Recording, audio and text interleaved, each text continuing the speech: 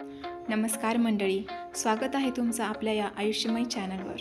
आज पुन्हा सोनलच्या गोष्टीतला एक भाग आपण पुढे कंटिन्यू करणार आहोत। सोनलला जीवनाविषयी आणखी जाणून घ्यायची, समजून घ्यायची इच्छा झाली। तिनं तिच्या मैत्रिणीला विचारलं, पण तिला वाटलं जुन्या पिढीचे काय विचार करीत असतील बरं जीवनाविषयीचे। तिला वाटलं आपल्या आजीलाच विचारावं, तिचं सगळं आयुष्य जगून झालंय, तिच्याकडे किती अनुभवांचा खजिना आहे, आपल्याला तिच्याकडून नक्कीच काहीतरी महत्त्वाचं ऐकायला मिळेल। ए बाई, तुला आयुष्यात कधी वाटलं का की हे आयुष्य कशासाठी असतं?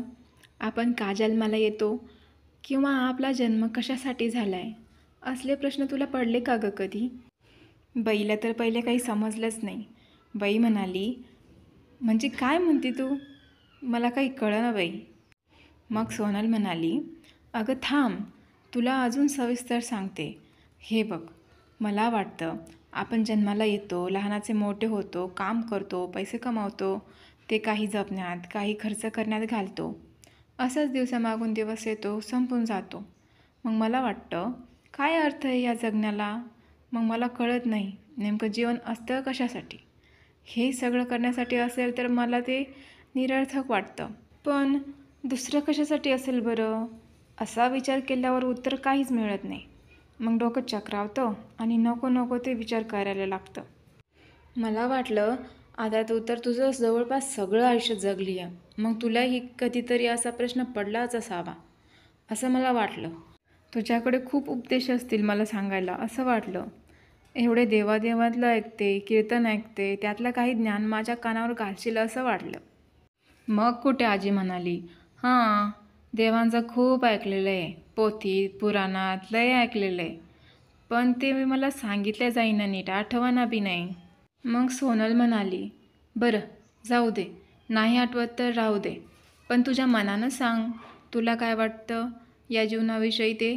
तू एवढी मोठी आहेस, काहीतरी समजलं असेलच ना तुला? मग बाई आभाळाकडे हात करून म्हणाली, आपल्याला काही कळलं नाही कळलं तरी त्याला सगळंच कळतं। माणसानं चांगले कर्म करावं, तेच चांगलंच होणार। तो या आजानं काय केलं जन्मभर? काय नित्यनेम होता त्यांचा?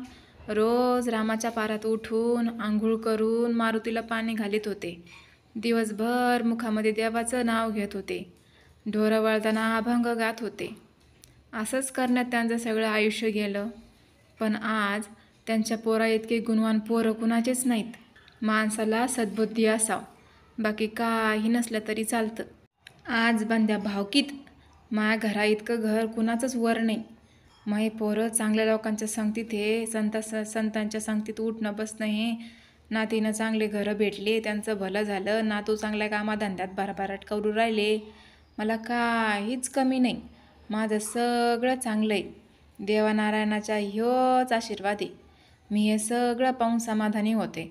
अजून काय पाहिजे माणसाला? माझं लई चांगलं आहे। बाईनं अजून खूप काही सांगितलं की तिच्या पहिल्या काळात 8 आणे 10 आणे रोज होता, म्हणजे दिवसभराची मजुरी आण्यांमध्ये मिळायची। खायला ज्वारी होती, सणासुदींना म्हणजे दिवाळी, होळी, दसरा, भाऊबीज असली कीच गव्हाची चपाती खायला मिळायची, आणि कुणी पाहुणा आल्यानंतर त्याला आणि त्याच्यासोबत बसणाऱ्यालाच खायला मिळायची गव्हाची पोळी। शिळपातं पडलेलं दुसऱ्या दिवशी खाल्ल्या जायचं, ते कधीच टाकून देत नव्हते। कधीच आरामाला वेळ नव्हता। गहू जात्यावर दळावे लागत, वाटण पाट्यावर वरुट्यानं वाटावं लागत, गावी जायचं असल्यावर पायीच जावं लागे, गाडी करून जाण्या इतके पैसेच नव्हता। अशा खूप काही त्या काळच्या आठवणी आजीनं सोनलला सांगितल्या। त्यामुळे सोनलला समजलं की ती किती सोयीसुविधांमध्ये आयुष्य जगते, कसलेच श्रम नाहीत, पण आजीला आयुष्य खूप कसोटीचं जगलंय हेही तिला कळलं। त्यामुळेच कदाचित तिला असले वेडेवाकडे विचार करायला वेळच मिळाला नसेल, किंवा तिचं आयुष्य इतकं काटकसरीचं गेल्यामुळे तिला असे विचार आलेही नसतील।